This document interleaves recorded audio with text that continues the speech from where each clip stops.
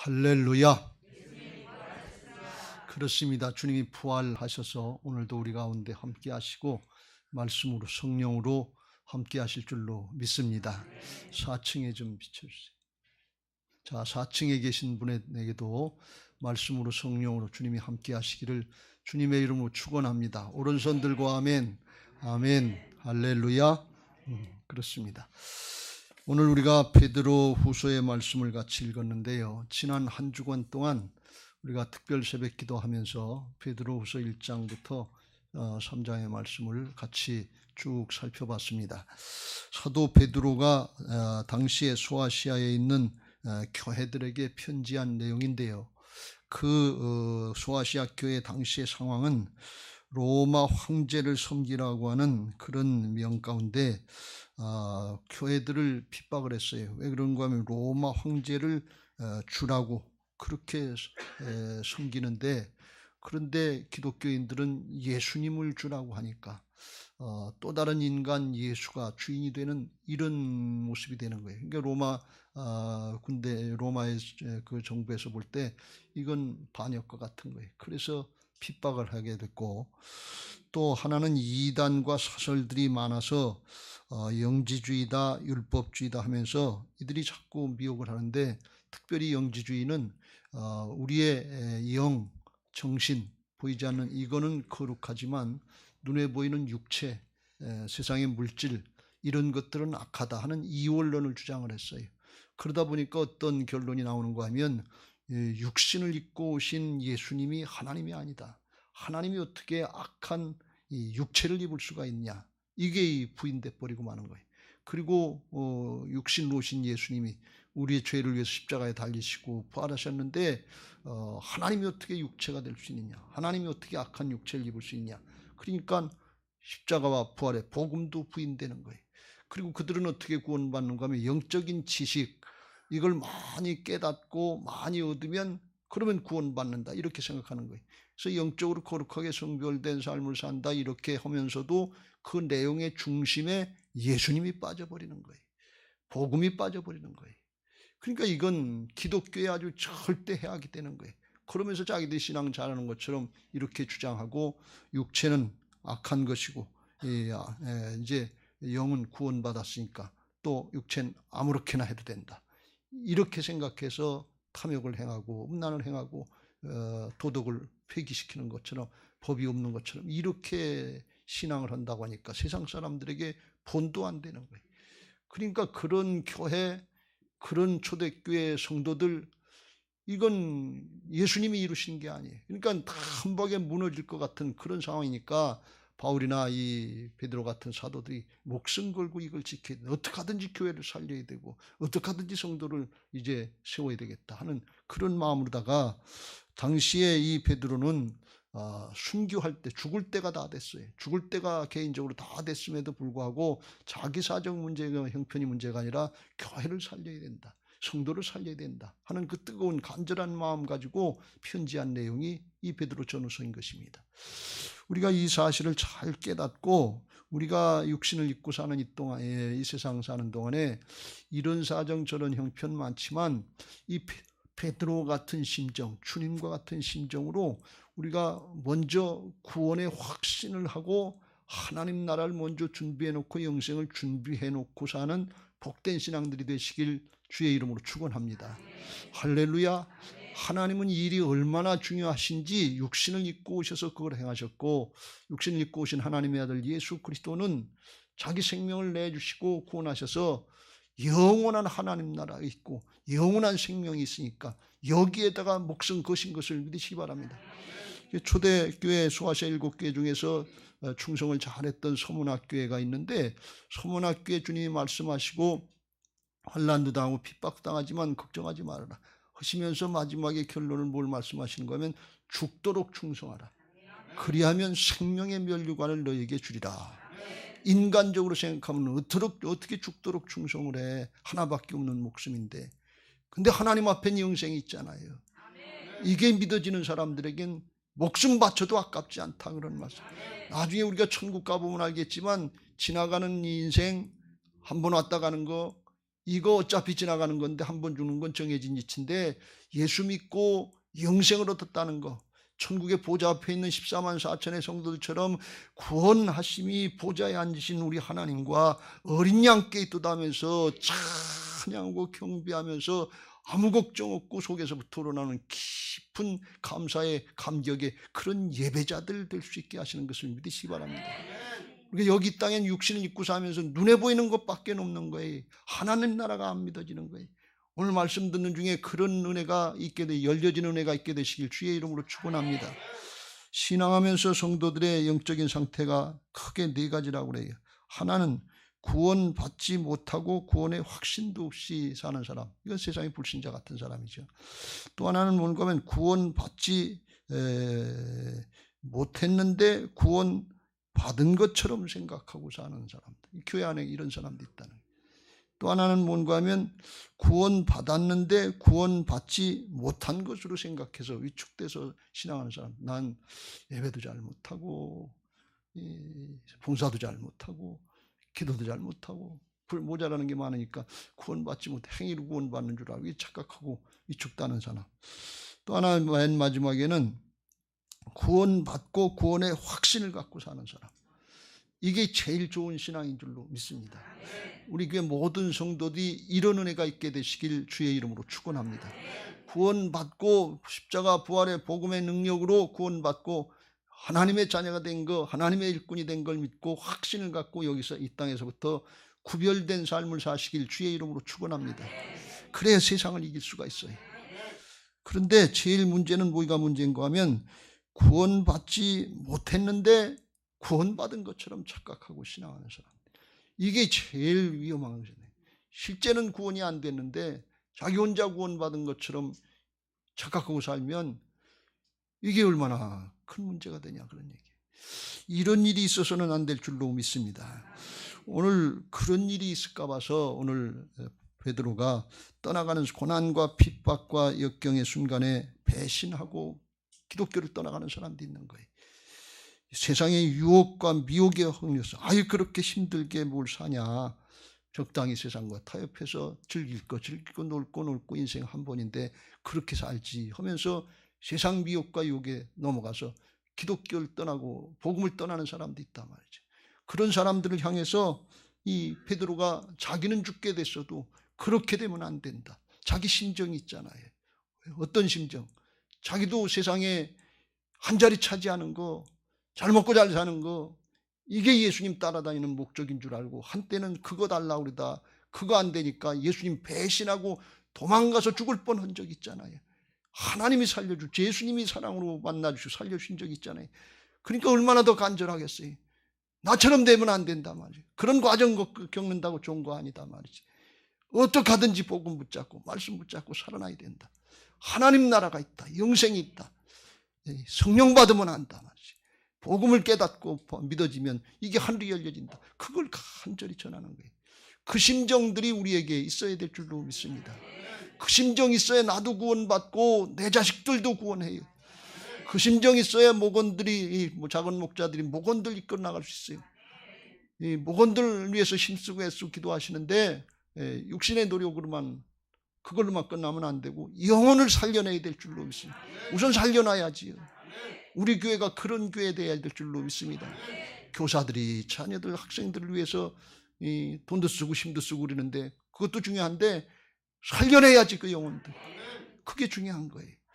그런 은혜들이 있게 될 줄로 믿습니다. 스티븐 콥이라고 하는 사람이 성공하는 사람들 7가지 습관이라고 하는 책을 썼는데 거기에 보면 이런 내용이 나와요. 시급한 일과 중요한 일이 있는데 성공하는 사람은 어떤 사람이냐. 시급한 일, 급한 대로 우선 급한 대로 급하니까 그렇지 않고 급한 일만 따라가는 사람은 인생 나중에 보면 반드시 망한다는 거예요. 성공하는 사람은 어떤 사람이냐. 급한 거 있지만 시급한 거 있지만 중요한 거 일부터 하는 사람이 나중에 성공한다. 그런 말씀입니다. 정말 오늘 이 시간에 이 그리스도인들에게서 중요한 일이 뭐냐. 하나님 앞에 예배하는 거면 예배부터 해야 돼요. 시급한 일 많을 수 있어요. 급한 일 많을 수 있어요. 근데 그게 버릇이 되면 급한 대로 자꾸 급한 대로 따라가다 버리면 오늘도 급하고 내일도 급하고 급한 일은 날마다 있어요. 그런데 주님은 말씀하시기를 너희는 먼저 그의 나라와 그의 일을 구하라. 근데 우리는 뭘 먹을까 뭘 마실까 뭘 입을까 이게 급한 거예요. 그것 따라가다가 진짜 중요한 영생을 놓치는 그런 경우가 있다 그런 말씀입니다. 구원받고 영생을 얻는다고 하는 이 사실에 대해서 중요성을 인정하지 않는 사람은 없어요. 그런데 우리가 오늘 세상에 시급한 거 그거 먼저 따라가지 말고 진짜 중요한 거 이거부터 점검하고 정말 구원받지 못했는데 혹시라도 구원받은 것처럼 착각하고 있었다 그러면 정리해야 될 것이고 돌이켜야 될 줄로 믿습니다. 그래서 나도 살고 다른 사람도 살리는 역사에 쓰임받고 정말 하늘의 복과 땅의 복을 누리게 되시기를 주의 이름으로 축원합니다. 자, 그래서 우리가 우리 신앙을 한번 점검해 봐야 되는데 정말 우리 신앙이 진짜인지 가짜인지 성경적인 표현으로 이야기하면 알곡인지 쭉정인지 가라지인지 이게 나중에 결과가 나타날 때까지는 모르단 말이죠. 농사 져본 사람들은 가라지하고 피하고 피어하고 잘 몰라요. 맨 처음엔. 나중에 근데 열매가 맺을 때 사기 나올 때 그때 되면 이게 구별이 돼요. 그래서 성경에는 마지막 심판받을 때 알곡과 가라지가 쭉정이가 그때 구별된다고 그랬어요. 그 전까지는 잘 모른다고 그랬어요. 그러니까 우리가 스스로 잘 분별해서 바른 길, 바른 신앙을 해야 될 줄로 믿습니다. 우리가 진짜 그리스도인인지 가짜인지 진짜 그리스도인인 건 거듭난 그리스도인 예수님의 생명으로 중생 다시 태어난 그런 그리스도인인지 그걸 점검해야 되는 거예요. 서양 사람들은 예수 믿는다 그러면 크게 두 가지 질문을 하는데 하나는 뭔가 하면 Are you a real Christian? 진짜 그리스도인이냐 거듭난 그리스도인이냐 그걸 묻고 거듭난 그리스도인의 특징이 뭔가 그러면 당신을 주님께 드렸습니까? 그걸 묻는단 말이지. 서양 사람은 그게 분명해. 근데 우리는 예수님 믿고 그냥 복 받는 게 이 목적인 줄 알고 이렇게 기복신앙적으로 흐르기 쉬운데 그 서양 사람들은 그렇게 얘기하지 않고 예수님 믿는다는 뜻은 중생했냐 말이지. 진짜 그리스도인이냐. 당신 생명을 바쳤냐. 목숨을 바쳤냐. 삶을 바쳤냐. 이렇게 물어본다 말이야. 그래서 우리가 그걸 잘 구별해야 될 줄로 믿습니다. 우리 신앙을 점검해야 되는데 성경에 그걸 점검하라고 바울을 통해서 말씀하십니다. 뭘 점검해야 되느냐. 고린도서 13장 5절 너희는 믿음 안에 있는가 너희 자신을 시험하고 테스트하고 확증해라. 구원의 확신을 갖고 신앙해라. 어떻게 하면 구원의 확신을 가진 신앙이냐. 예수 그리스도께서 너희 안에 계신 줄을 너희가 스스로 알지 못하느냐. 그렇지 않으면 너희는 버림받은 자니라. 구원받지 못했다. 예수님이 부활하셔서 성령으로 내 안에 오신 하나님 되신 주인 되신 하나님이신 것이 믿어지는 사람이 구원받은 사람인 것을 믿으시기 바랍니다. 이게 분명해야 돼. 다른 어떤 조건들을 내세우기 전에 이게 아주 절대적인 조건인데 이게 필요하다 말이에요. 왜 그런가 하면 예수님이 부활하셔서 죄악과 사망의 세력을 이기시고 내 안에 돌아 계신 것이 믿어져야 그래야 주님이 나와 함께 하시는 삶으로 승리하는 신앙할 수 있는 것을 믿으시기 바랍니다. 이 신앙이 믿어지면 가지가 줄기에 붙어 있는 것 같은 신앙이 돼서 가지의 열매가 맺어지만 줄기로부터 양분이 공급돼서 주님으로부터 양분이 공급돼서 주님하고 나하고 너희가 내 안에 내가 너희 안에 그래서 하나가 돼서 영으로 우리 영 안에 주님이 성령으로 하나가 돼서 그 다음에는 뭐가 되는가 하면 주님 안에 있는 것들이 내 것이 되는 은혜가 있는 것을 믿으시기 바랍니다. 그래서 오늘 남장로님이 기도하신 것처럼 주님의 능력이 나의 능력입니다. 주님의 구원이 나의 구원입니다. 주님의 지혜가 나의 지혜입니다. 더 나가서 주님의 거룩이 나의 거룩입니다. 이렇게까지라도 해놓을 수 있도록 자기를 부인하고 순종하면 온전하게 주님이 우리를 통해서 나타내시는 하나님의 의의 역사가 나타나는 것을 믿으시면 자기 의가 아니에요. 자기가 이루는 게 아니에요. 육신으로 하는 게 아니에요. 복음은 하나님의 은혜인 것을 믿으시기 바랍니다. 그러니까 세상을 이길 수 있고 죄악을 이길 수 있는 것입니다. 여러분 기독교의 구원은 죄로부터의 구원이에요. 문제 해결에 초점이 있는 게 아니에요. 아담과 하와가 죄짓고 죄인의 길에 들어서게 한 죄로부터의 구원입니다. 근데 그 죄라고 하는 게 뭔가 하면 우리는 죄 그러면 죄의 제목들 뭐 간음죄다 홍령죄다 뭐 여러 가지 이제 죄들이 많이 있는데 근본적인 죄는 뭔가 하면 우리 마음에 하나님 두기를 싫어하는 거 하나님이 안 계신 거 이게 근본적인 죄인 것을 깨닫고 오늘 이걸 정리하시길 주의 이름으로 축원합니다. 쉽게 말씀을 드리면 세상에도 언뜻 보기에는 안 믿는 분들도 우리 그리스도인보다 더 착하게 사는 사람들이 많아요. 더 똑똑한 사람들 많고 인류 역사에 열심히 노력하고 연구해서 공헌한 사람들이 많아요. 그런데 그 마음에 하나님이 안 계신 거예요. 그러면 나중에 어디 가느냐? 지옥 가요. 예수 그리스도를 통해서 죄사함 받지 않으면 누구든지 죄인이에요. 그래서 여기로부터 구원받으려면 예수님이 내 안에 와 계셔야 될 줄로 믿습니다.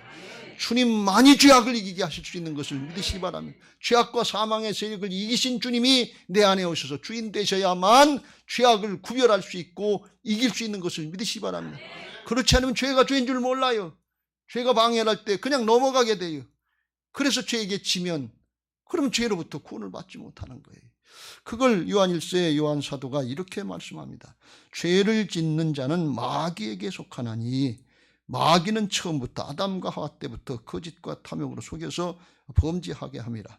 하나님의 아들이 나타나신 것은, 예수님이 땅에 육신을 입고 나타나신 것은 마귀의 일을 멸하려 하심이라. 범죄하는 거 담당되셨고 죄를 이기게 하시는 삶을, 존재를 바꿔놓으시려고 예수님의 생명으로 하나님의 자녀로 거듭나게 하시는 것을 믿으시기 바랍니다. 그래서 하나님께로부터 난 자마다 하나님의 자녀들은 죄를 짓지 아니하나니. 이 엄청난 역사가 나타나는 거예요. 지금 여러분들이 상상이 잘 안 되는 거예요. 어떻게 죄를 안 짓고 살아? 근데 그걸 성경은 말씀하고 있어요. 죄를 짓지 아니하나니 이는 하나님의 씨가, 예수님의 생명이 그의 속에 거하며 그도 범죄하지 못하는 것은 하나님께로부터 났습니다. 할렐루야. 여러분, 영지주의자들은 예수님 없는 그런 신앙을 얘기했다고 그랬잖아요. 오늘날 그 비슷한 얘기를 하는 존재들이 있는데, 여러분 가끔 후랭카드에 보면 박옥수가 뭐 구원의 은혜를 못 짜고 저짜고 구원파들 이 후랭카드가 아주 그 끔찍이 많이 붙여놓더라고요. 그런데 그 구원파의 구원이 뭔가 하면, 구원받았다고 하는, 예수님의 십자가 보혈의 복음을 얘기하는 것처럼 구원받았다는 것을 깨달으면 구원받는다는 거예요. 깨달음이 구원이라는 거예요. 그래서 과거, 현재, 미래 우리의 죄를 다 담당해 주셨기 때문에 그 다음부터는 회개할 필요가 없다는 거예요. 아무렇게나 살아도 된다는 거예요. 편하게 살아도 죄 담당해 주셨으니까. 그런데 맞는 것 같은데, 그럴듯한데 기독교 신앙은 그게 아니라 죄를 져도 되는 것이 아니라 죄를 이기는 삶을 살게 하시는 전혀 다른 존재로 바꿔진 것을 믿으시기 바랍니다. 여러분 이거 잘 구별하세요. 까딱 잘못하면 구원파가 좋은 줄 알고 거기 쫓아가는 사람들이 있어요. 그거 큰일 납니다. 죄를 져도 되는 것이 아니라 죄를 안 질 수 있도록 성별되고 구별된 삶을 살 수 있도록 존재를 바꿔주시고 거룩한 존재로 회개 열매에 합당한 열매를 맺는 그런 존재로 바꿔주셔서 세상을 변화시킬 수 있는 그런 은혜가 주어지는 것을 믿으시기 바랍니다. 할렐루야. 왜 그러냐? 우리에게 예수님의 생명의 씨가 있기 때문에 그렇다. 그걸 요한복음 1장 12절에 이렇게 표현합니다. 영접하는 자 곧 그 이름을 믿는 자들에게는 하나님의 자녀가 되는 권세를 주었으니. 권세가, 하나님의 자녀들에게 권세가 있어요. 무슨 권세? 죄를 이기는 권세.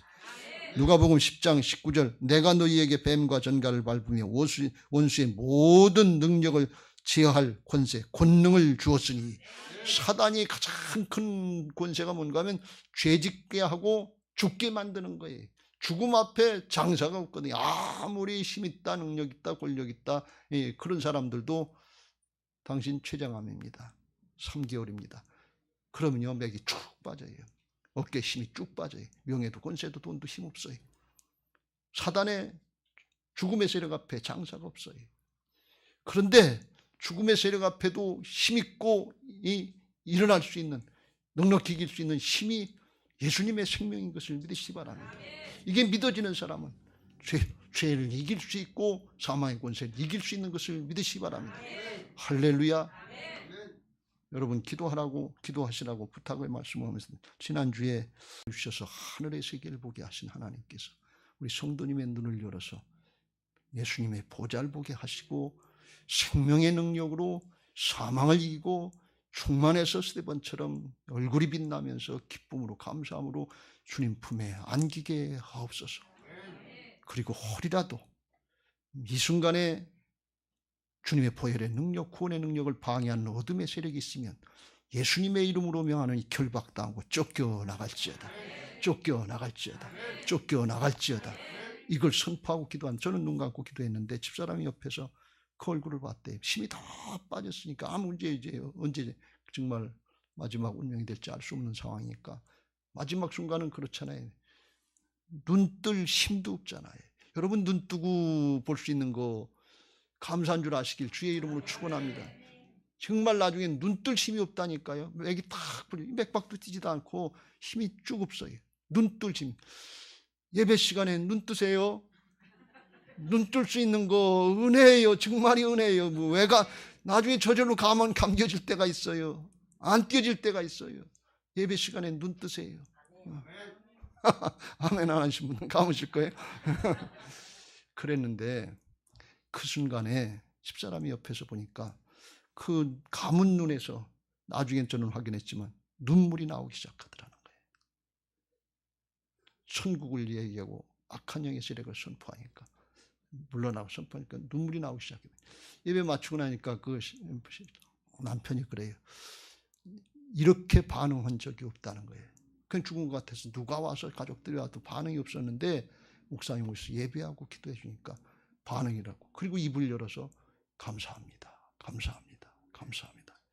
이게 전 무슨 뜻인지 알아요. 왜 그러냐면 그 마지막 그 순간이 다가오는 걸 보면서 제가 어떻게 하든지 메시지로다가 일주일에 한 번씩 보내는데 구원의 확신을 시켜줘야 되는데 그런데 육신의 심정으로다간 구원의 확신을 시켜주고 천국이 있다 그러면 나 죽으라고 그러나 그런 줄 알고 이게 서운한 마음이 들어가는 것 같아요. 고침받게 하고 낫게 해달라고만 그러면 이거는 좋지만 천국이 있다. 하나님 나라가 있다. 이런 메시지가 섞여서 들어가면 답장이 늦어요. 제가 짐작을 하는 거예요. 아, 사람의 마음이니까 살려는 건 좋지. 이 젊은 나이에 남편 있지 자식들 있는데 어떻게 놓고 가요. 제가 그 마음을 알기 때문에 마지막 순간에 특별히 구원의 역사를 방해하는 어둠의 영이 있으면 예수님의 이름으로 명하느니 결박당하고 쫓겨나갈지어다. 쫓겨나갈지어다. 쫓겨나갈지어다. 여러분 마지막 순간까지 귀는 열려 있어요. 여러분 기도는 능력 있는 것을 믿으시기 바랍니다. 왜요? 성령께서 함께 하시잖아요. 하나님이 함께 하시잖아요. 마지막 순간까지 죄악의 세력 마귀는 멸망의 길로 지옥으로 끌고 가려고 하는 거예요. 마지막 순간까지 그렇게 방해하는데 그거 물리칠 수 있는 하나님의 자녀들에게는 권세가 있는 것을 믿으시기 바랍니다. 예수님의 능력을 사용할 권세가 있는 거예요. 예수님의 이름으로 세방언을 말하며 예수님의 이름으로 귀신을 쫓아내며 예수님의 이름으로 무슨 독을 마셨을지라도 해를 받지 아니하며 예수님의 이름으로 병든 자에게 손을 얹은 즉 나으리라. 예수님의 권세를 사용할 수 있는 거예요. 이게 하나님의 자녀들의 권세인 것을 믿으시기 바랍니다. 우리 자신이 능력 있는 게 아니에요. 우리는 부족하고 연약해요. 주님과 내가 하나 영으로 하나가 된 게 믿어지면 예수님의 이름으로 선포하고 나를 믿는 자는 나의 하는 일을 저도 할 것이요 이보다 더 큰 일도 아니니 나는 내가 아버지께로 가미라면서 내 이름으로 기도하면 내가 이루리라. 할렐루야. 그런 역사예요. 이게 거듭났다는 뜻이고 내 안에 주님이 오셨다는 거예요. 그럼 여러분들이 이제 말씀을 드리면서 언뜻 속에서 질문이 하나 생기는데 하나님께로 난 자마다 죄를 짓지 않는다는데 우리들 죄 짓지 않냐? 어떻게 죄를 안 짓는다 우리나? 이런 생각이 들기 쉬워요. 그 왜 죄를 짓느냐? 진짜 구원받은 사람들의 짓는 죄가 뭐냐? 그 이제 의미인데 진짜 구원받았다고 하는 것은 성령으로 거듭나서 중생 거듭난 사람들이 근데 성경에 죄를 짓고 잘못한 사람들의 모습은 겉으로다가는 신앙을 하고 거듭난 것 같은데 이게 명목이고 형식이지 속의 중심에는 바뀌지 않은 사람들이라는 거예요. 그래서 복음을 듣는데 믿음으로 말씀으로 내 생명으로 받는 것이 아니고 지식으로 받는 거예요. 여러분 지식이 되면 아는 것처럼 생각하는 거예요. 고린도서 8장 1절에 지식은 교만한다고 그랬어요. 여러분 절대로 지식적인 신앙하지 마시길 주의 이름으로 축원합니다. 예배 시간에 복음을 들을 때 이게 반복돼서 나오는데 이건 내가 안다 그리고 혹시라도 판단하고 아는 것처럼 생각하면 지식적인 신앙으로 끝나요. 지식은 사람을 변화시키지 못해. 교만하게 하고 판단하게 만들어요. 믿음은 사람을 변화시키는 것을 믿으시 바랍니다. 믿음은 생명인 것을 믿으시 바랍니다. 믿음이 받은 사람들은, 믿음으로 받은 사람은 예수님의 생명으로 거듭나면 소는 소처럼 살고 개는 개처럼 살고 사람은 사람처럼 사는데, 예수님의 생명으로 거듭난 사람은 예수님의 생명의 삶의 모습이 자연스럽게 나타나는 것을 믿으시 바랍니다. 그래서 예배가 기쁘고 즐거운 거예요. 그래서 기도가 능력 있는 거예요. 그래서 사람이 바뀌는 거예요. 예수님의 생명이 나타나는 거예요. 이게 믿음입니다, 여러분. 근데 지식으로 하면 이게 구원받은 사람이 아니라는 거예요. 근데 불행하게도 오늘날 라오디게아처럼 이런 신앙이 많은 거예요. 뜨겁지도 않고 차지도 않고 미지근해서 양다리 걸치는 신앙. 왜 지식적인 신앙들이 그래요? 예배 시간에 절대로 지식으로 끝나면 안 되고 믿음으로 받아야 될 줄로 믿습니다. 말씀대로 내게 이루어지기를 바랍니다. 아멘입니다. 이게 우러나와서 되는 사람이, 이게 생명이고 믿음이에요. 그런데 입으로는 주여 주여 하는데 속은 안 바뀐 거예요. 왜 안 바뀌었냐? 예수님이 주인이 안 되신 거예요. 예수님이 중심이 안 계신 거예요. 그러니까 결정적인 순간엔 뭔가 하면 자기가 주인 노릇하는 거예요. 그러니까 사단에게 지지요. 죄악에 지는 거예요. 성경에 보면 마태복음 7장 21절 위에 나더러 주여 주여 하는 자마다 천국에 들어갈 것이 아니요 다만 하늘에 계신 내 아버지의 뜻대로 행하는 자라에 들어가리라 그랬어요. 그날에 많은 사람이 나더러 이르되 주여 주여 우리가 주의 이름으로 선지자 노릇하며 주의 이름으로 귀신 쫓아내며 주의 이름으로 많은 권능을 해서 굉장한 줄 알았는데, 주님은 말씀하실 그때에 내가 말하기를 너희를 도무지 알지 못하노니 불법을 행한 자들아 내게서 떠나가라. 주님의 뜻으로 하지 않았다는 거예요. 자기 생각, 어떻게 이런 일이 있을 수 있겠는가 그랬는데 성경에 보니까 그런 예들이 나오단 말이에요. 베드로는 예수님 따라다니면서 정말 수제자 역할을 하면서 귀신도 쫓아내봤고 복음도 전해봤고 그랬는데, 예수님이 내가 예루살렘에 올라가셔서 십자가에 달리시고 죄 담당하시고 3일 만에 부활할 거다 그러는데 3일 만에 부활하실 것이라고 하는 그 얘기는 귀에 안 들리고 돌아가신다니까, 우리 예수님 따라다니면 한 자리 얻으려고 그랬는데 돌아가시면 우리는 뭡니까? 닭 쫓던 개 아닙니까? 그리고 화가 나가지고서 예수님을 붙들고 항변해서 막으려고, 주여 그리 마옵소서, 이 일이 결코 죽게 미치지 아니하다. 주님 돌아가시도록 그렇게 놔두지 않겠습니다. 내가 막아드리겠습니다. 아주 주님 위하는 것 같은데 주님은 뒤돌아보시면서 사탄아 내 뒤로 물러가라. 너는 나를 넘어지게 하는 자로다. 내가 하나님의 일을 생각하지 아니하고 도리어 사람의 일을 생각하는도다 하면서 책망하신 걸 볼 수가 있어요. 그러시면서 누구든지 나를 따라오려거든 자기를 부인하고 자기 십자가를 지고 나를 따를 것이니라. 입으로는 주여 그리 마옵소서. 입으로는 주여예요. 근데 속으로는 뭐냐? 나여 그런 얘기. 주님 죽으시면 난 뭐가 됩니까? 우리는 뭐가 됩니까? 그러니까 주님을 따른 목적이 어디 있어요? 예수님께 있고 하늘나라에 있는 것이 아니라 하나님의 일에 있는 거 아니라 자기 일에 있고 자기 욕심에 있었다는 거예요. 이게 입으로 주여 주여 하는 자들이다 그런 말씀이에요. 실제로는 주님을 따르는 게 아니고 불법을 행한다 그런 말씀이에요. 그러면 그냥 놔두면 어떻게 되냐? 나중에 사단에게 밥이 되는 거예요.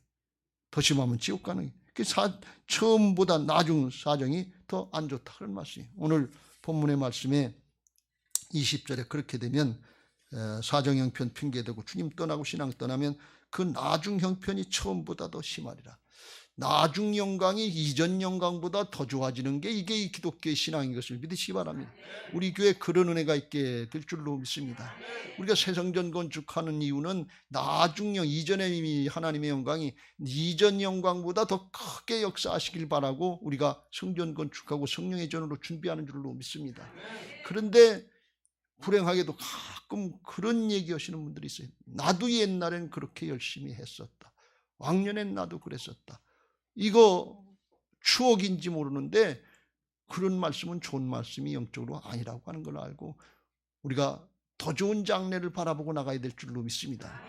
기독교적인 신앙의 고백은 뭔가 하면 나의 최고의 순간은 아직 오지 않았습니다.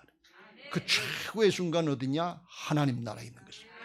이게 믿어지고 그걸 고백하고 앞으로 달려나가야 될 줄로 믿습니다. 옛날 향수 가지고 사는 것이 아니라 우리는 본향을 향해서 나가는 사람들인 것을 믿으시기 바랍니다. 그러면 이렇게 안 된단 말이에요. 이걸 예수님이 영적인 역사로 말씀하셨는데 마태복음 12장 43절 위에 더러운 귀신이 사람에서 나갔을 때 왜 나갔냐? 예수 믿는다고 하니까 아유 이제 우리 죽겠다 그리고 쫓겨나갔다는 거예요. 알아서 나갔다는 거예요. 물 없는 곳으로 다니며 쉬기를 구하되 쉴 것을 물 없는 곳이 아니냐. 물이 성경에서 때때로 말씀을 의미할 때가 있어요. 물과 성령으로 거듭나지 않으면, 말씀과 성령으로 거듭나지 않으면 그런 뜻이에요. 그래서 말씀 없는 것은 말씀 있으면 자기가 드러나니까 피해서 도망 다니다가 다닐 데가 없으니까 내가 나온 내 집으로, 우리가 성령의 전이 안 되면 마귀의 집이 마귀의 소굴이 된다고 하는 것을 우리가 명심해야 될 줄로 믿습니다. 눈에 안 보이지만 영적인 역사예요. 내가 나온 내 집으로 돌아가리라고 와보니 그 집이 비고 청소되고 수리되었거늘 아무도 없는 거예요. 무지공산이에요. 주인이 없는 거예요. 예수님이 주인이 안 되신 거예요. 주님의 주권이 인정되는 삶이 신앙이 안 된 거예요. 그러니까 마귀가 들어와서 내가 주인 노릇하겠다고 들어왔다는 거예요. 근데 그냥 들어오지 않고 이에 저보다 더 악한 귀신이 7을 데리고 들어와서 왜 또 쫓겨나갈까 봐 이제 더 무장하자 그런 얘기.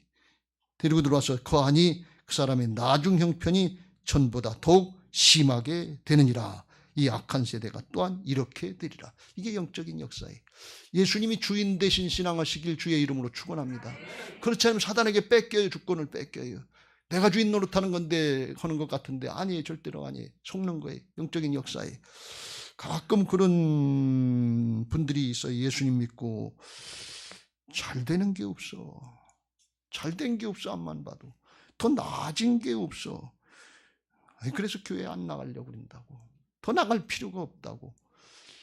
이렇게 말씀하시는 초신자분들이 있어요. 그때 참 안타까워요. 사정이 또 그렇게 더 안 된 것 같은 그런 사정이 눈에 보여서 아무리 그걸 설득을 하려고 해도 외적인 현상만 보고 하면서 얘기를 하니까 속에 있는 내용을 받아들이지 않으니까, 영적인 역사를 안 받아들이니까 어떻게 설득하기도 힘들어요.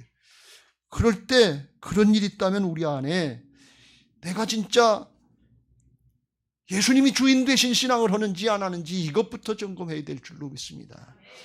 여기 오셔서 예배하고 가정에서 예배드리는 모든 분들은 이제부터 내 사정 형편이 어려웠다, 힘들었다, 예수님 믿었는데 우리 자녀들도 안 됐다, 이런 현상만 보지 말고 내 안에 예수님이 주인 되셨는가, 주님의 주권 인정하고 따라가고 있는가, 내 심령이 주님이 주인 되신 걸 기뻐하고 즐거워하면서 신앙하고 있는지 이것부터 점검하시길 주의 이름으로 축원합니다. 그러면 세상을 이길 수 있는 힘이 내게가 아니라 예수님께로부터 나올 줄로 믿습니다. 여러분, 세상 일은 너무 복잡하고 사단의 속임수 너무나 많아요. 현상 보고 따라가면 안 돼요. 불뱀이 있어도 상관없는 게 믿음이에요. 문제 있지만, 불뱀이 있지만 예수님이 계시니까, 하나님이 계시니까 넉넉히 이길 수 있습니다. 그리고 가나안 땅으로 들어가는 게 이게 믿음인 줄로 믿습니다. 우리가 그걸 점검하고 신앙할 때 죄악을 이기는 신앙이 될 줄로 믿습니다. 근데 죄악을 이기는 진짜 그리스도인, 리얼 크리스천이 되려면 어떻게 되느냐? 믿는 사람들에게는 죄를 짓지 않는다 그러는데 그 죄가 어떤 죄냐? 고의적이고 반복적인 죄를 짓지 않는다, 그런 말씀이에요. 동일한 내용의 말씀인데 히브리서 10장 26절 27절에는 이렇게 말씀합니다. 우리가 진리를 아는 지식을 받은 후 짐짓 죄를 범한 즉 다시 속지 않은 죄사가 없고 오직 무서운 마음으로 심판을 기다리는 것과 대적하는 자를 태울 맹렬한 불만, 지옥의 심판에 불만 남았다. 그러니까 이게 다시 배신하지 말라, 그런 뜻이에요. 근데 여기 지식을 받은, 복음의 지식을 받은 후에, 진리를 아는 지식을 받은 후에 짐짓, 그런데 이 짐짓이 뭔가 하면 일부러 그런 뜻이에요. 딜보레이트. 고의적으로 그래. 알면서도 하는 거래. 그리고 죄를 범한다는, 여기 죄를 범한다는 것은 한 번 실수로 범하는 죄가 아니라 고언, 시닝, 그래서 계속해서 반복해서 짓는 거예요. 아는 죄를. 중독이 무섭다는 건 이거 아주 대단히 무서운 거예요. 알면서 자꾸 하다가 중독되는 거거든요. 별 중독이 더 많잖아요. 그런데 이 알면서 고의적으로 반복적으로 죄를 지면 이 고범죄인데, 그러면 어떻게 되냐? 죄에게 붙잡히는 거예요. 마귀에게 붙잡히는 거예요.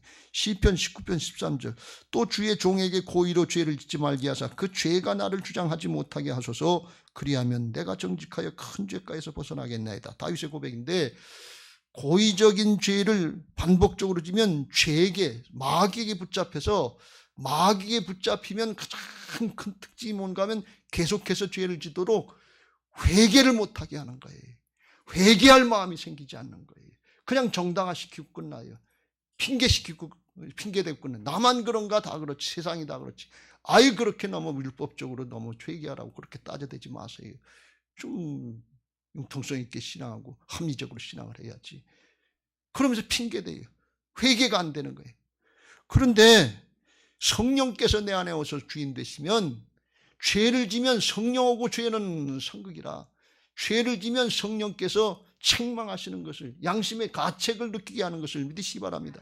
책망을 익스포즈, 드러내시는 거예요. 하나님이 말씀에 조명하는 것처럼 성령에 조명되면 죄악이 드러나면, 그러면 그런 사람은 어떻게 되는 건, 죄를 졌으니까 갈등이 되고 번민이 되고 부끄럽고 창피하기도 하고 그 견딜 수가 없는 거예요. 그게 바울의 심정이에요. 오라 나는 곤고한 사람이로다. 이 사망의 몸에서, 이 죄악의 몸에서 누가 나를 건져내, 다 한식하는 거예요. 근데 죄에게 물들고 죄에게 붙잡힌 사람은 무감각해서 그냥 다 그렇다 그리고 주관을 객관화시키고 그냥 넘어가려고 그래요. 그런데 성령이 오셔서 주인 되시고 성령이 함께 하시는 사람은 번민과 갈등이 있는데, 주님이 그걸 이제 번민과 갈등, 양심의 가책을 느끼게 하고 아주 힘들고 어렵게 하는 것 같은데, 그런데 조금 있다, 그렇지, 나는 안 되지만 예수님이 십자가에서 내 죄를 다 담당해 주시고 이겨주셨지. 나는 안 되지만 예수님은 되시지. 나는 안 되지만 복음이 안 되지. 주여 나를 불쌍히 여겨주옵소서. 십자가 앞에 무릎 꿇게 되는 거예요. 마음으로 엎드리게 되는 거예요. 주여 나를 불쌍히 여겨주옵소서. 나는 안 됩니다. 근데 주님이시면 됩니다. 가난한 심령으로, 주님밖에 없습니다. 주밖에 없네. 주님밖에 없습니다. 그래서 고백이 나오는 거예요. 죄를 누가 이길 수 있느냐? 주님밖에 없어요. 주님이 그래서 죽고 사시고 우리의 주인 되신 것을 믿으시기 바랍니다. 그 앞에 엎드리고 불쌍히 여겨달라고 하는 사람들은 다 구원받아요.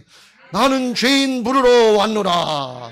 그런데 아닌 것처럼 뻔뻔하게 지나고 핑계대고 정당화시키면 그걸 누가 담당해 주냐 말이에요. 그래서 주님이 우리 안에 와 계신 사람과 겉으로 신앙하는 것 같고 열심히 하는 것 같은데 자기가 주인 노릇하는 사람은 결정적인 순간에 다르다, 그런 말씀이에요. 그걸 우리가 깨닫고 주님께 중심으로 돌아와야 될 줄로 믿습니다. 주님의 주인 되심을 인정하는 신앙해야 될 줄로 믿습니다. 그럴 때 주님의 은혜로다가 죄를 깨닫게 하시고 회개하게 하시고 돌이키게 하셔서 은혜로 들어가게 하시는 것을 믿으시기 바랍니다.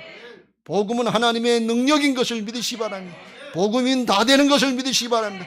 은혜로 되는 것인 것을 믿으시기 바랍니다. 내가 하는 것 같은데 은혜로 하게 해주시니까 하지, 회개 내 마음대로 하는 거 아니에요. 성령이 감동하셔야 되는 거예요. 성령이 인도해 주셔야 회개가 되는 것이지, 내가 마음먹었다고 회개하면 내가 죄를 이길 수 있게 해요. 그거 착각하는 거예요. 내가 마음먹으면 언제까지는 회개하고 죄 짓다가 회개하고 죽겠다. 어떤 로마 황제 뭐냐, 죽을 때까지 아주 누릴 것 다 누리게 해볼 것 다 하고 향락 누리다가 죽기 전에 나한테 세례해 주시오. 그럼 내가 죽기 전에 회개하고 천국으로 싹 가게. 그런데 언제 죽을 줄 알아야지. 그거 자기 마음이지. 그게 되냐 말이지. 오늘 말씀 들었을 때 회개하고 돌이키는 게 지혜인 줄로 믿습니다. 성경에 보면 그런 예가 많이 나오는데, 그중에 구약에서는 다윗 왕과 사울 왕의 차이가 그거예요. 말씀을 듣고 죄를 깨달았으면 회개한 게 다윗 왕이고, 깨우쳐줘도 고집 피우다가 죽고서, 전쟁에 죽고서 멸망받고 지옥 간 게 이게 사울 왕이에요. 다윗은 우리아의 아내 밧세바를 범하고 밧세바의 남편 우리아를 전쟁터에 내버려 죽인 그런 아주 가증한 죄인이었죠. 무슨 성군입니까? 그게 있을 수 있는 일이에요. 오늘날 목사가 그랬다고 그러면 어떻게 목회하겠어요? 장로님 중에 그런 일 했다면 그게 말이 되게 있을 수 없는 일이잖아요. 그런데 나단이 다윗에게 당신이 그 사람이라고 드러내시니까 13절 다윗이 나단에게 이르되 내가 여호와께 죄를 범하였노라. 백성들 앞에, 신하들 앞에 고백하고 드러내니까 여호와께서도 당신의 죄를 사하셨나니 당신이 죽지 아니하리니와, 그리고 용서하시고 회복시켜주는 걸 볼 수가 있어요. 그런데 사울왕은 어떻게 되냐? 그걸 깨우쳐줘도 안 돌이키는 거예요. 백성들이 두려워서 그랬다 그러고 딴 핑계 대는 거예요. 이는 거역하는 것은 점치는 죄와 같고 완고한 것은 이 사신 죄악된 우상에게 절하는 죄와 같음이라. 왕이 여호와의 말씀을 버렸으므로 여호와께서도 왕을 버려 왕이 되지 못하게 하셨나이다. 말씀을 버리면 하나님 앞에 자기도 버림받는다는 사실을 명심하시길 주의 이름으로 축원합니다. 우리들이 점치러 가고 우상에게 절하고 이건 어떻게 그렇게까지 할 수 있나 조심하는데, 말씀을 거역하고 고집 피우는 거 이건 달마다 하잖아요. 근데 이게 똑같은 거라니까요. 그러니까 이게 얼마나 우리가 속는 거냐 그런 얘기예요. 이거 잘 깨달으시길 주의 이름으로 축원합니다. 회개하러 나오지 않으니까 용서를 못 받는 거예요. 다윗과 같이 그렇게 가증한 죄인인데 부끄럽고 창피해서 얼굴을 못 드는 건데, 그런데 회개하고 돌이키니까 하나님은 용서해 주시고 내 종 다윗이라고 하면서 내 뜻을, 내 마음에 합한 자라고 내 뜻을 다 이루게 하시겠다고 쓰임받게 하시고 끝까지 열어주시는 게 하나님의 은혜와 사랑인 것을 믿으시기 바랍니다. 여러분, 십자가 보혈의 능력은 아주 크다는 사실을 믿으시기 바랍니다. 우리 죄하고 비교할 수 있는 게 아니에요. 예수님의 보혈의 능력은 온 세상 죄를 다 담당할 수 있는 의의 능력인 것을 믿으시기 바랍니다. 의인 한 사람이 세상을 구원하는 것을 믿으시기 바랍니다. 나 하나가 바뀌면 가정이 구원되는 것을 믿으시기 바랍니다. 온전한 믿음일수록 능력이 큰 것을 믿으시기 바랍니다. 내가 바뀐다고 뭐가 되겠네? 아니에요. 그런 일 아니에요. 한 사람의 역사예요. 신약으로 보면 베드로와 가룟 유다의 이제 현상인데, 베드로는 예수님을 3번 부인하고 도망갔잖아요. 죽을지언정 주를 부인하지 않겠다 큰 소리 치다가 그거 사정 형편 바뀌니까, 육신의 사정 형편 바뀌면 아무것도 아니에요. 그거 부인하고 도망갔다가 예수님이 말씀이 생각, 네가 오늘 밤 닭 2번 울기 전에 3번 나를 부인하래. 그 말씀이 생각나서, 예수의 말씀에 닭 울기 전에 내가 3번 나를 부인하려 하심이 생각나서 밖에 나가서 심히 통곡하면서 회개하고 돌이키니까 살 길이 열린 거예요. 여러분, 말씀이 생각나면 회개하고 돌이키시길 주의 이름으로 축원합니다. 왜 이 생각이 나지? 그리고 슬쩍 넘어가지 말고 나중에 하지 그러지 말고, 그때 하나님 무슨 뜻입니까? 말씀으로 나를 조명시켜 주시옵소서. 잘못된 거 회개하고 돌이키게 하옵소서. 통곡은 못할지언정 돌이키려고 하는 마음들이 우리에게 있어야 될 줄로 믿습니다. 그런데 가룟 유다는 예수님 팔아먹고 예수님 십자가 달려서 죽으셨는데, 그거 생각나고 자기가 잘못했다는 걸 깨달았는데도 불구하고 유다가 은을 성소에 던져놓고 물러가서 스스로 목매어 죽은지라 자기가 끝냈어요. 자기가 끝까지 주인 노릇하고 하나님 노릇했어요. 부끄럽고 창피하다 그러니, 여러분, 부끄럽고 창피하면 다윗보다 더 부끄럽고 창피한 사람 있어요? 우리 교인 중에 그런 죄 진 사람 없을 거 아니에요. 그런데 왜 회개가 안 됩니까? 이 사단에게 속는 거예요. 어떤 죄라도 주여 나를 불쌍히 여겨주옵소서. 내가 잘못했습니다. 그러면 당자가 아버지께로 돌아오는 것처럼 얼싸안고 다 회복시켜 주시는 것이 이게 복음의 은혜인 것을 믿으시기 바랍니다. 그거 해 주시려고 주님이 죽고 사셔서 우리에게 주인 되어 주신 것이 이게 복음인 것을 믿으시기 바랍니다. 로마서 14장 9절, 이를 위하여 그리스도께서 죽었다가 다시 살아나셨으니 이는 곧 죽은 자와 산 자의 주가 주인이 되어 왜? 주인이 되어 주셔야만 죄악을 이길 수 있어요.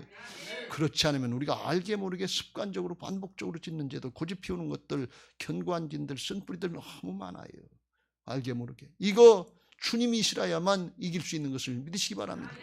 그거 물리치시고 정말 도마처럼 의심했지만, 주님 돌아가실 때까지 안 믿으려고 그랬지만, 부활해도 안 믿으려고 그랬지만, 오늘 말씀 듣고 깨닫고 나의 주님이시여 나의 하나님이십니다. 이 고백이 있으시길 주의 이름으로 축원합니다. 다 같이 따라하겠습니다. 나의 주님이시여 나의 하나님이십니다. 다시 한번 하겠습니다. 나의 주님이시여 나의 하나님이십니다. 지금까지 내가 주인 노릇하고 내가 하나님 노릇했는데 이제부터는 아닙니다. 중심으로 돌이키면 성령께서 역사하실 줄로 믿습니다. 말씀을 마무리합니다. 이제 부활신앙으로 주님의 주권을 인정하고 죄악과 세상을 이기는 승리하는 신앙하시길 주의 이름으로 축원합니다. 나는 이길 수 없지만 주님은 이기셨어요. 내가 세상을 이기었노라. 너희는 담대하라. 그게 말씀이. 베드로가 이 편지를 한 것은 당시의 핍박과 고난의 상황이고 유혹과 미혹의 순간인데, 거기에 위축당하지 말고 이 복음으로 거듭난 신앙을 하면 세상을 이길 수 있는 보배로운 믿음 생활을 할 수 있다. 그걸 깨우쳐 주시기 위해서 그런 거예요. 근데 그걸 나만 누리는 것이 아니라 나같이 배신하고 도망갔던 사람도 구원해 주신 주님의 은혜가 너희들에게도 동일하게 나타난다. 복음은 보편적인 거다.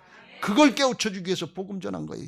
베드로서 1장 1절 2절에서 예수 그리스도의 종이며 사도인 시몬 베드로는 우리 하나님과 구주 예수 그리스도의 의를 힘입어 십자가 부활의 복음에 힘을 입어서 능력을 힘입어서 동일하게 보배로운 믿음을 우리와 함께 받은 자들 너희에게 예수님의 복음의 능력을 베드로처럼 동일하게 함께 그렇게 받은 너희들에게 편지하면서 그걸 깨우쳐준 것입니다.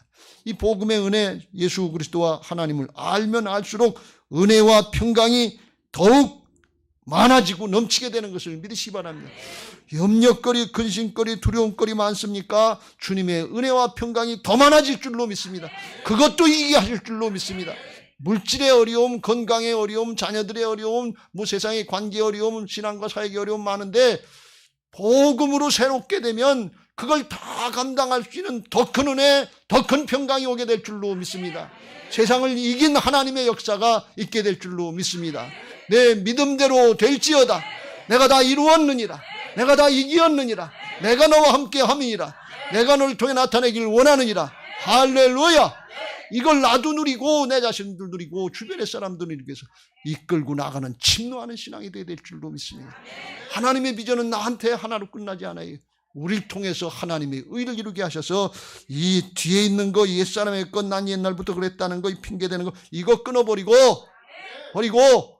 옛날에는 나도 잘했습니다. 이것도 끊어버리고 뒤에 있는 것은 잊어버리고 앞에 있는 것을 향해서 푯대를 향해서 그리스도 예수 안에서 주님과 하나가 된 예수님의 능력이 나의 능력입니다. 예수님의 구원이 나의 구원입니다. 예수님의 거룩이 나의 거룩입니다. 예수님의 지혜가 나의 지혜입니다 하면서 주님의 능력을 힘입어서 앞으로 푯대를 향해서 부름의 상급을 향해서 예루살렘 성전을 향해서 예루살렘 성을 향해서 본향을 향해서 나아가시는 복된 신앙들이 되시기를 예수님의 이름으로 축원합니다. 할렐루야. 그런 신앙, 그런 교회 되게 해달라고 우리가 찬양하시고 기도하겠습니다. 복음성가 한 장 하시고 우리 교회가 그런 교회, 마지막 때 이 세대를 감당할 수 있는 남은 자가 되는 교회 성도들 되게 해달라고 찬양하시고 기도하겠습니다. 죽은 자와